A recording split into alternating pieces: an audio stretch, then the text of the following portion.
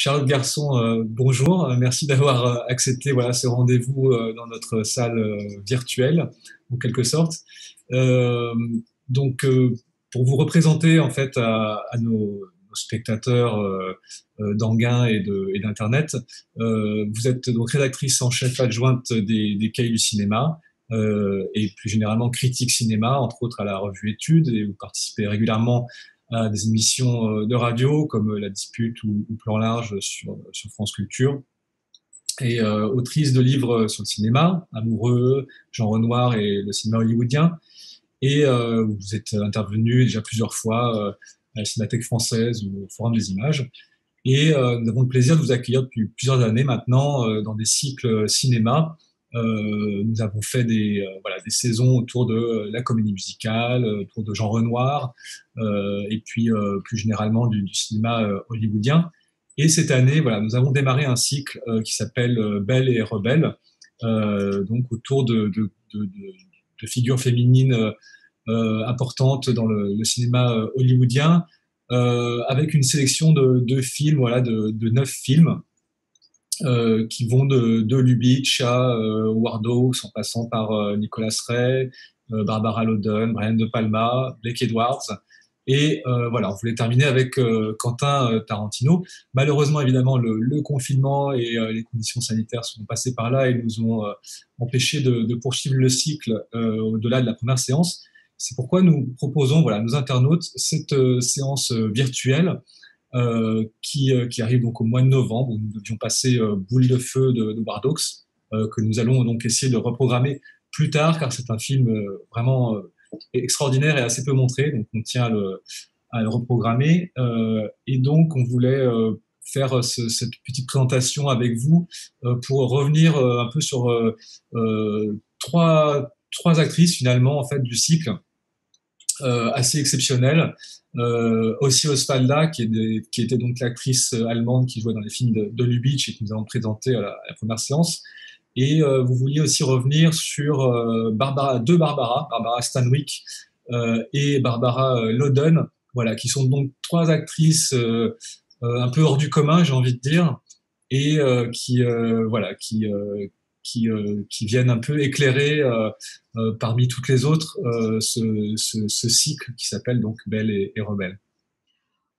Oui, merci de votre invitation sur Internet, mais aussi bien sûr de toutes vos invitations les années passées. Le Centre des Arts me manque et bien sûr la présence et la salle que je vois derrière vous, mais elle est quand même très vide, font qu'on a très très envie de revenir au cinéma. Et c'est vrai que ce cycle, Belles et Rebelles, pourrait paraître un peu superficiel dans son appellation, mais en réalité, il est vraiment né au cours des années de cette impression dans les échanges avec le public que les personnages féminins et les actrices qui les interprétaient dans les films que nous avions sélectionnés dans des cycles thématiques ou de genre étaient finalement souvent les plus intéressants, même si les films n'étaient pas connus toujours pour cela.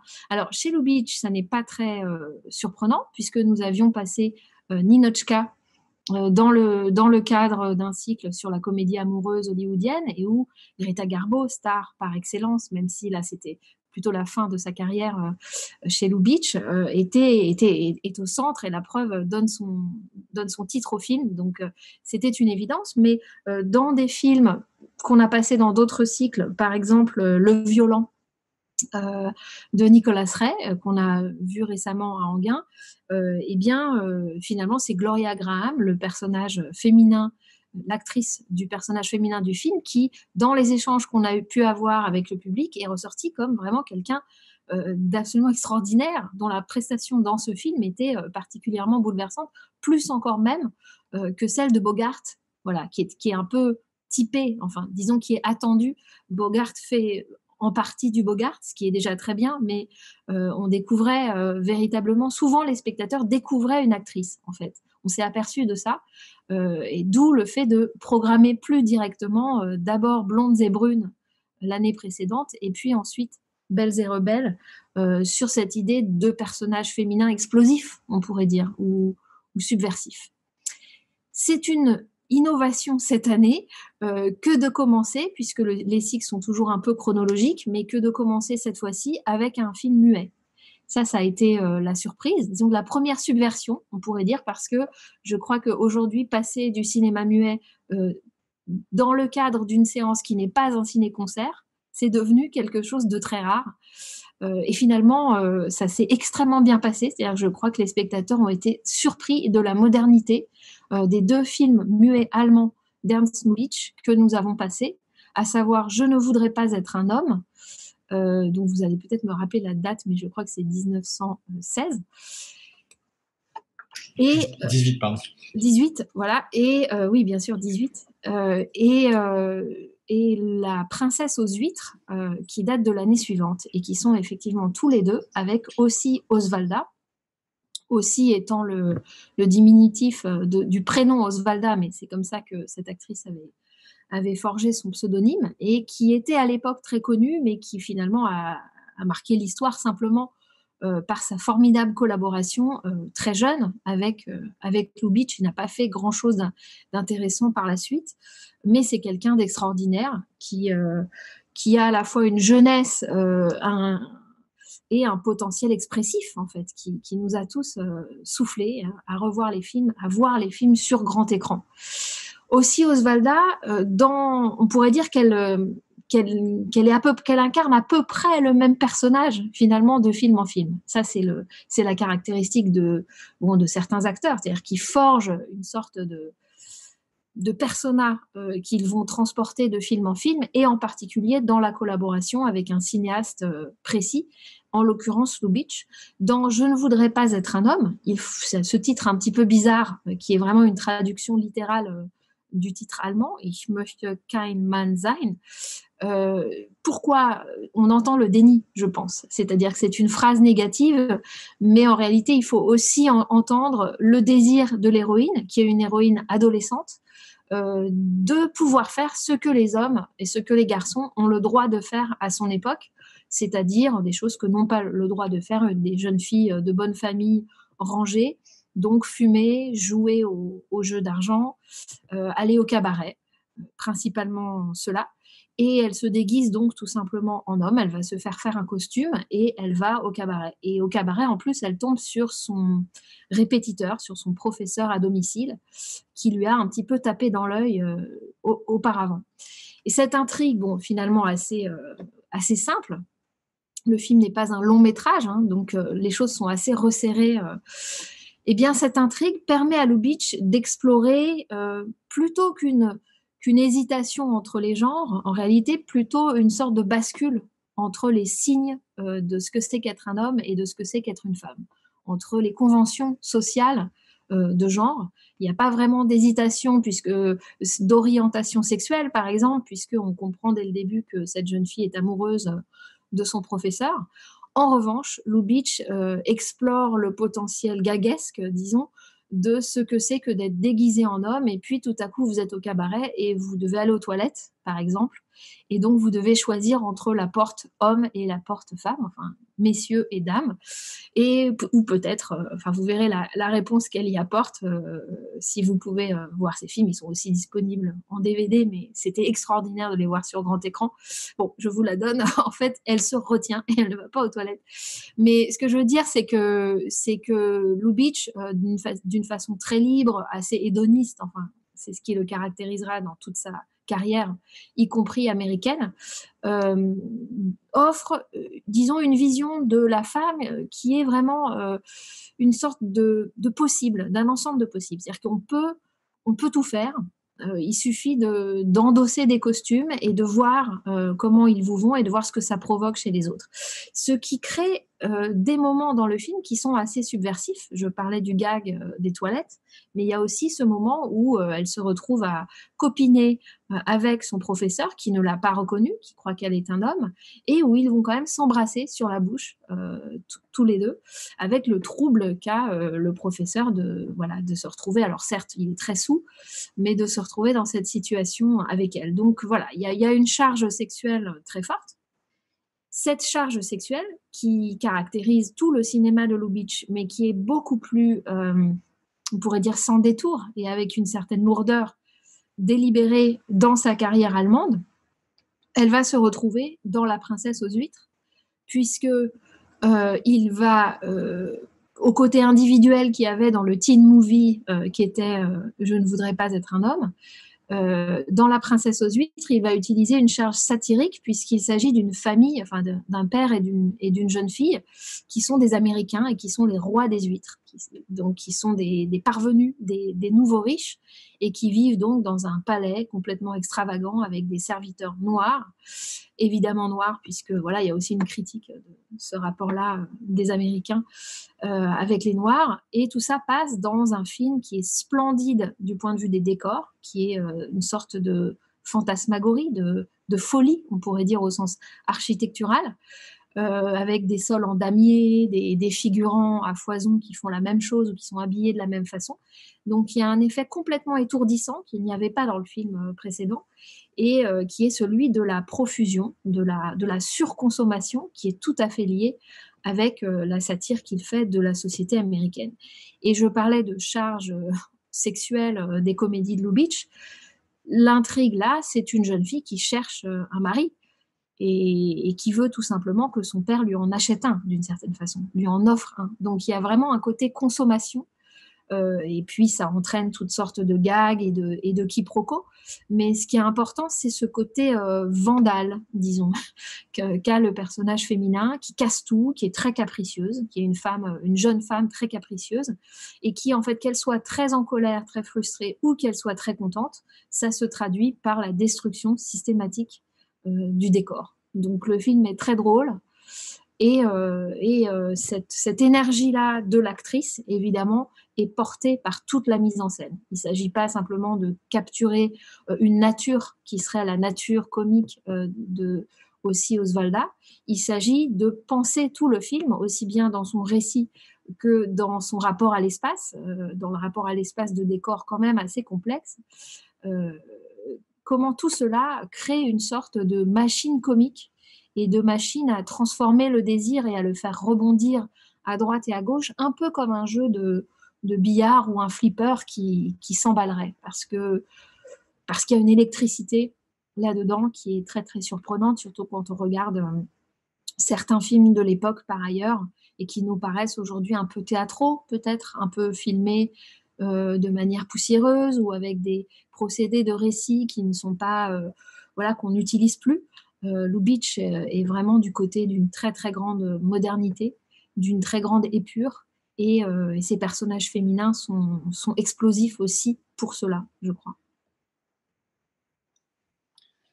Merci. Donc, je rappelle en fait que effectivement, on a mis en ligne en fait l'enregistrement de la séance autour de ces deux films de Lubitsch.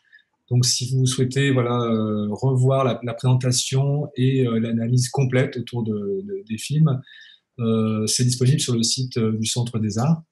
En tout cas, effectivement, c'est vrai que c'était une très belle séance d'avoir ces films muets en salle, en dehors d'un ciné-concert et d'avoir voilà une approche, on va dire, cinéphilique. Donc, ça, c'est effectivement des films très modernes et la figure enfin, le personnage de Si Osvalda est vraiment, vraiment, vraiment extraordinaire.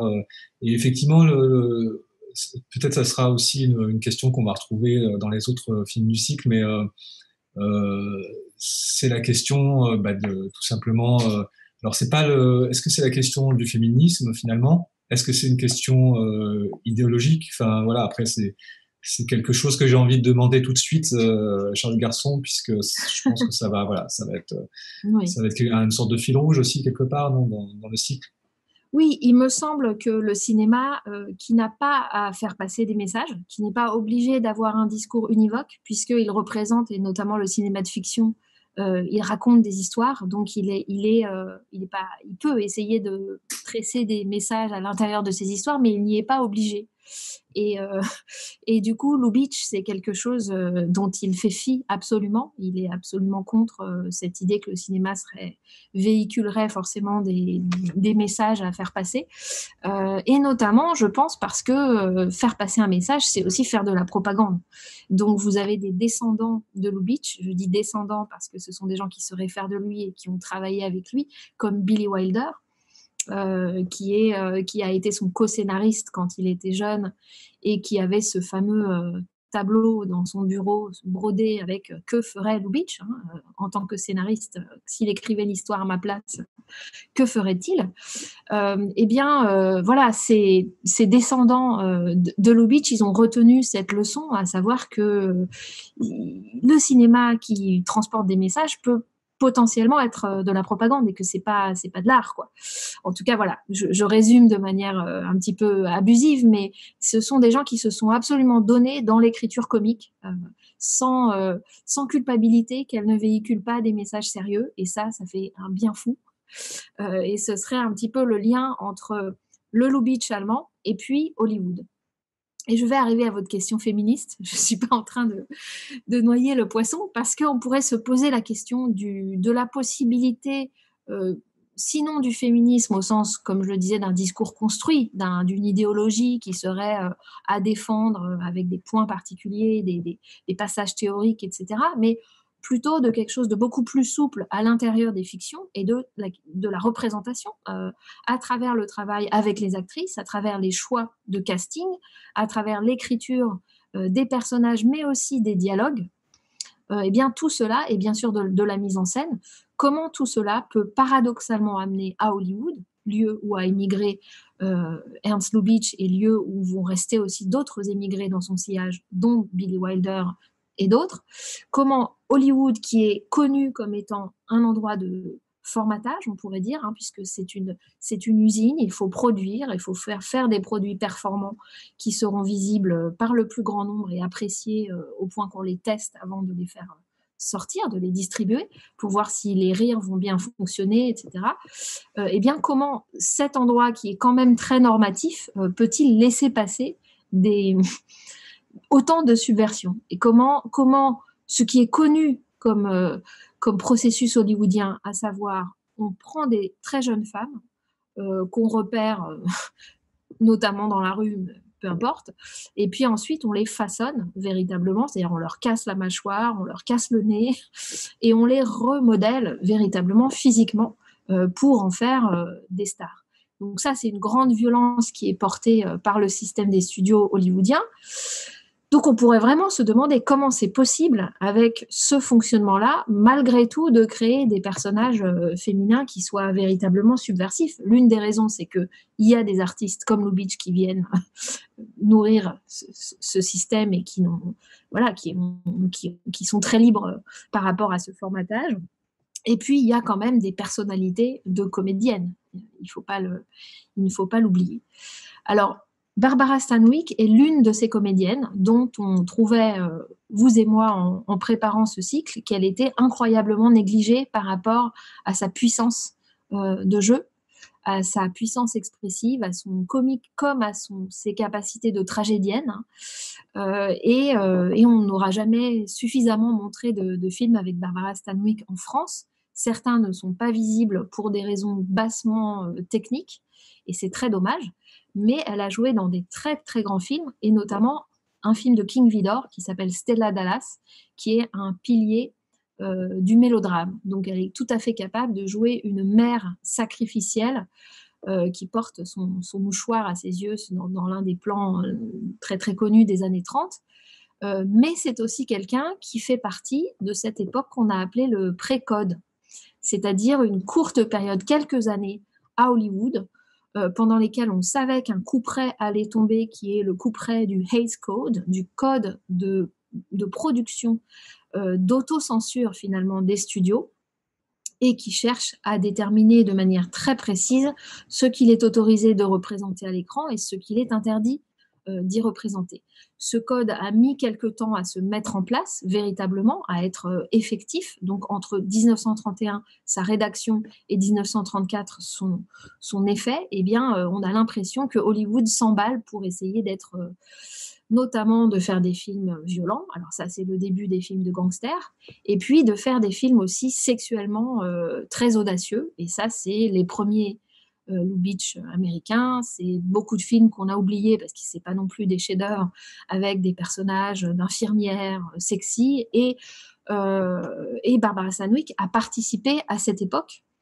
Et finalement, ce qui est intéressant, c'est qu'elle y ait survécu. C'est-à-dire que ce côté un petit peu, parfois quasiment de série B, que pouvaient avoir les films pré-code, qui se hâtaient de donner du sexe, on pourrait dire, aux spectateurs avant qu'ils disparaissent pendant des décennies à l'écran, eh bien, elle l'a transporté, elle l'a transformé, et elle en a fait quelque chose de, non pas des petits produits, mais véritablement, elle a joué dans des chefs-d'œuvre. Et donc, c'est beaucoup plus fort que simplement des règles de genre, parce que le genre est quand même toujours quelque part un ensemble de critères commerciaux. Alors, Barbara Stanwyck, qui joue donc dans Boule de feu, ce film d'Howard Hawks très peu montré.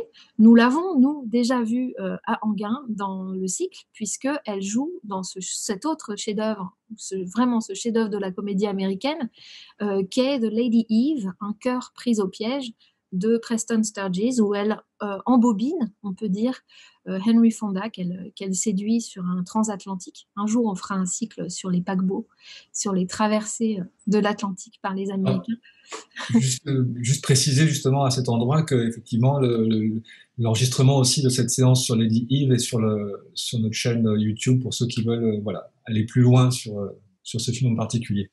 Et ce film est aussi disponible, lui, il est plus visible, il circule en DVD en France de manière un peu plus... il est plus facile à trouver. Et c'est vraiment un chef-d'œuvre de la comédie qu'on appelle Screwball, où les gens s'attirent, se repoussent, et où ça donne lieu à des gags extraordinaires. Et finalement, elle va donc garder quelque chose de ces personnages des années 30 très sexy, qu'elle avait aussi dans son travail beaucoup plus complexe au début des années 30 avec Frank Capra. Mais elle a signé vraiment des chefs-d'œuvre du début du parlant de Frank Capra, avec Frank Capra, qui a été son compagnon à un moment. Alors, dans le film de Howard Hawks, elle transporte aussi cette charge sexuelle. Vous savez qu'elle a été dans la vie une danseuse dans les Ziegfeld Follies, et elle joue déjà là aussi dans le film de Hawks, elle joue un personnage que l'on voit danser, faire un peu de la batterie avec les musiciens, et donc c'est quelqu'un qui est paré de sequins, de paillettes, etc. Donc il y a tout ce côté très sexy. Mais en fait, le film est une sorte, on pourrait dire, de variation sur Blanche-Neige et les Sept Nains. Puisque c'est l'histoire de... Mais si, je pense que c'est tout à fait délibéré, en fait. Puisque c'est l'histoire d'une petite troupe d'encyclopédistes surannés, voilà, un petit peu, on dirait aujourd'hui que ce sont des nerds qui préparent une encyclopédie et qui donc savent des choses sur beaucoup des mots qu'ils ont, mais par contre, il y en a un sur lequel ils ne savent pas grand-chose, et bien sûr, c'est le sexe. Et il va falloir enquêter sur la chose, et il y a toute une intrigue qui se déroule autour de ça, avec comme partenaire Gary Cooper, et donc un jeu de séduction très drôle dans ce film de Howard Hawks, qui n'est pas seulement donc un film de Barbara Stanwyck, c'est-à-dire tenu par elle, par sa beauté, par son intelligence, par la finesse de son jeu. C'est une actrice qui n'est jamais surexpressive. Elle invente dès le début du parlant une façon d'intérioriser le jeu. Donc ça se traduit aussi dans la comédie. Voilà, c'est pas quelqu'un qui fait des choses très très lourdes. Mais bien sûr, c'est aussi un film de Howard Hawks, donc on y trouve des problématiques que l'on trouve dans ses films plus connus, à savoir souvent un personnage masculin un petit peu, alors estropié, ce serait beaucoup dire, mais en tout cas un petit peu gauche, un petit peu claudiquant, et que la femme rudoie un peu, qu'une femme assez virile rudoie un peu pour le faire sortir d'une forme d'innocence ou de candeur. Donc ce film, nous essaierons de le reprogrammer dès que nous pourrons rouvrir les salles, janvier, février. On avait prévu aussi de parler, là, de faire un bond de plusieurs décennies finalement pour arriver jusqu'à Barbara Loden, qui est vraiment alors un cas à part finalement dans la production hollywoodienne, et même, j'ai envie de dire, dans le contexte du nouvel Hollywood. C'est quand même d'ailleurs, a-t-elle fait d'autres films? Je ne sais pas, mais oui, alors elle était actrice. Alors non, mais je veux dire, oui, en tant que réalisatrice, je voulais dire. Non, non, c'est l'un de ces films apax, ces films D'accord. dans lesquels on se dit que la personne met tout, justement. Mm. Et sans doute parce que être femme à Hollywood et réaliser des films, on le sait encore aujourd'hui, c'est vraiment un parcours de la combattante qui est très très difficile.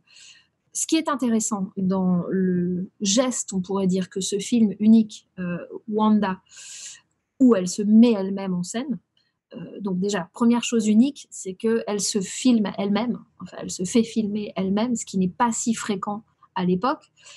On a souvent du cinéma hollywoodien et indépendant des années 70, du cinéma américain des années 70, une vision quand même très, quand on y réfléchit, très masculine.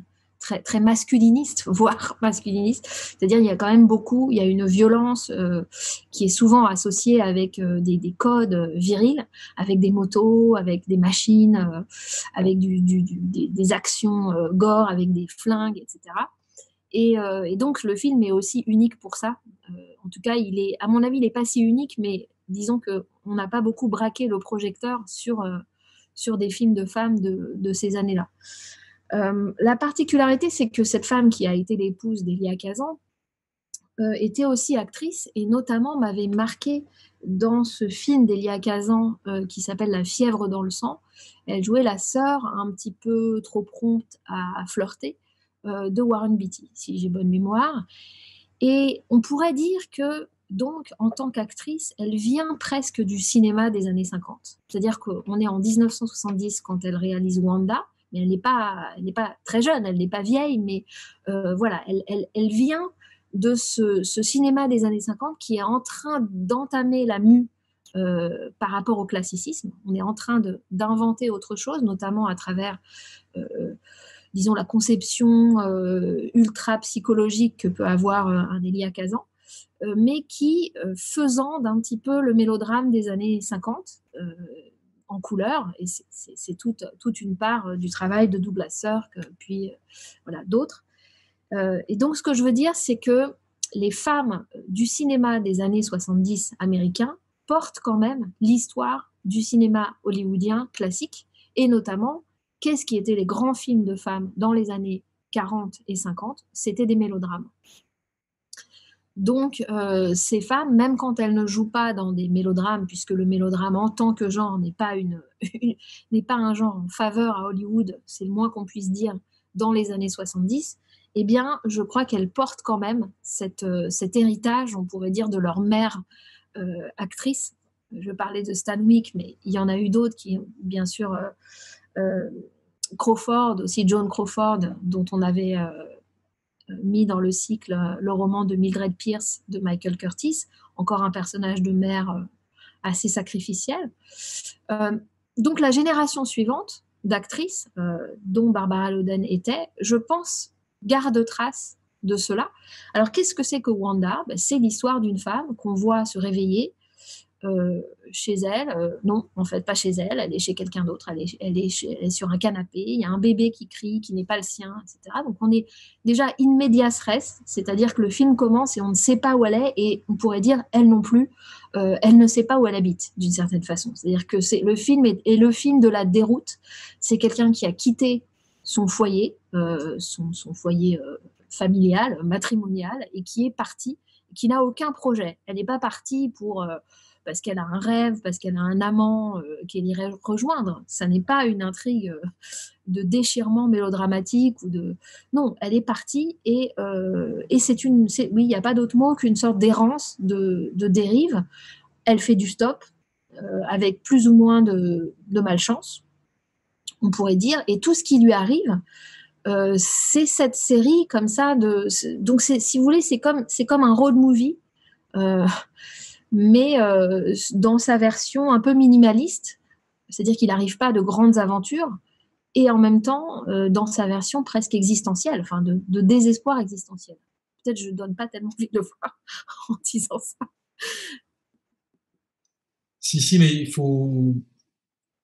C'est difficile en fait de se rendre compte, j'imagine, quand on n'a pas vu ce film, mais je trouve que comment dire, ça reste quand même, j'ai l'impression, un film qui a été aussi peut-être rendu possible aussi par un contexte particulier d'Hollywood, même si je sais qu'elle l'a fait probablement avec des moyens indépendants très très légers. Enfin, je ne sais pas quelle était la production derrière, mais Oui. voilà, on sent bien que c'est voilà, il y a très peu de moyens, peut-être tourné en 16 mm, j'en sais rien. Voilà, oui, oui, Voilà, donc il y a un on le côté sent presque dans la facture du film. Oui. voilà, il y a du grain, etc.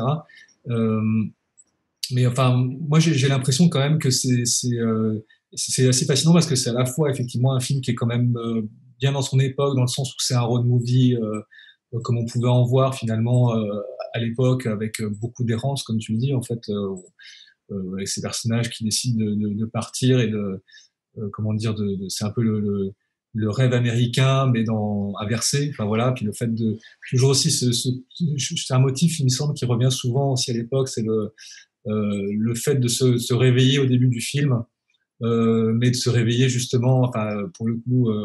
Est-ce que ça renvoie au Magicien d'Oz? Je sais pas, mais enfin, on se réveille un peu dans une forme de cauchemar, un peu. Enfin voilà. Donc, moi, je reconnais en tout cas des motifs, et c'est pour ça que c'est pas non plus un, un film si déconnecté que ça, je pense, même s'il est à d'autres égards, il me semble vraiment absolument unique, comme tu disais, par Tout le à fait fait. que c'est une réalisatrice voilà, qui s'est filmée, etc.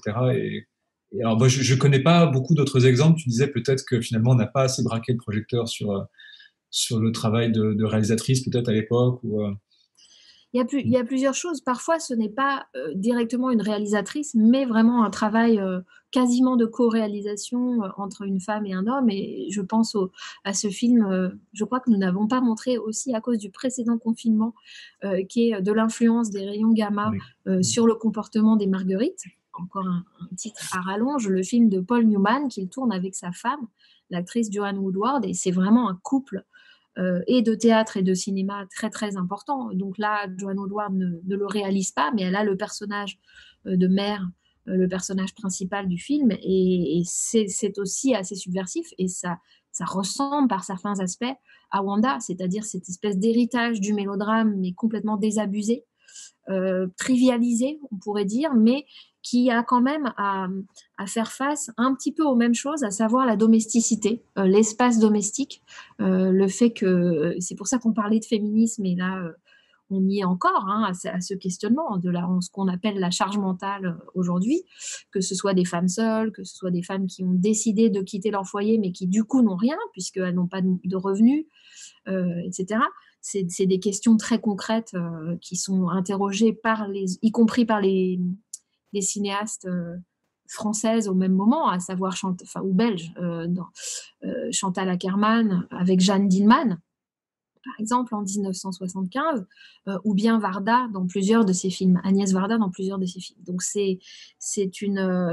n'appartient pas seulement à Hollywood, mais c'est vrai que dans le Hollywood des années 70, on pense forcément à ces road movies un peu nihilistes, comme les motos Bah, Easy Rider, dans d'Easy ça, Rider, merci, qui ou, sont beaucoup plus spectaculaires d'une certaine façon. mm, Il y a une explosion quand on parle de subversion. Voilà, on sait, il y a une espèce d'effet de nihilisme très très destructeur, beaucoup plus spectaculaire, mais qui est très intéressant, qu'il est très intéressant de voir. Au contraire dans Wanda, c'est-à-dire sans geste de mise en scène, sans effet de manche, on pourrait dire. C'est vraiment une forme de modestie, mais qui ne s'excuse pas non plus d'exister et de tenter et d'expérimenter, et qui est donc en fait finalement un geste fort, à tel point que tous les films là que je vous cite s'en inspirent de Wanda.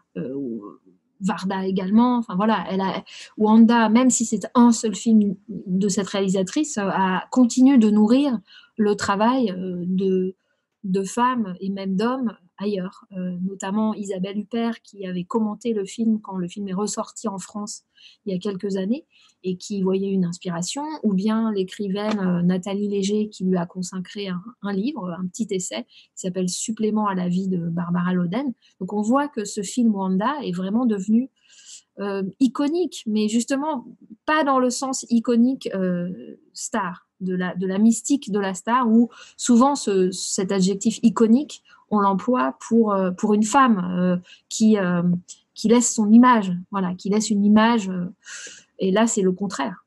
C'est devenu un film qui n'arrête pas d'inspirer, et malheureusement qui n'arrête pas d'inspirer parce que, au fond, on peut se demander si la condition féminine a tant évolué que ça. Je ne l'ai pas cité, mais évidemment, les personnages joués par Gina Rowlands dans plusieurs des films de John Cassavetes, donc elle aussi, une femme actrice qui travaille en duo avec son mari cinéaste, pose aussi toutes ces questions d'identité féminine plus ou moins en déroute, et notamment Une femme sous influence, le film de Cassavetes de 1974. Oui, c'est vrai que c'est un film qu'on aurait pu programmer, j'imagine. Malheureusement, on n'a que 9 séances et cette année, en plus, peut-être moins. En tout cas, j'espère qu'on pourra passer Vanda, qui était prévu en mars d'ailleurs. Et puis donc pour rappel, on aura aussi des films plus classiques ou entre guillemets peut-être plus faciles d'accès, mais néanmoins voilà, je tiens à dire que Vanda mérite de faire un petit effort, voilà, parce que c'est vrai, il faut faire un petit effort pour voir ce film jusqu'au bout. Voilà, ça vaut la peine. Et donc, pour ce qui est du reste de la programmation, je vais juste rappeler voilà, qu'on va proposer également des films comme Victor Victoria de Blake Edwards ou Carrie, Brian De Palma, Johnny Guitar de Nicolas Ray. Alors encore du Lubitsch avec La huitième femme de Barbe Bleue, le roman de Mildred Pierce de Michael Curtis, la version donc de 1945. Et donc on finira, je l'espère, par un Quentin Tarantino, Boulevard de la Mort ou Jackie Brown. Voilà, parce que évidemment c'est un cinéaste et aussi voilà un cinéma qui pose aussi des questions par rapport voilà aux figures féminines.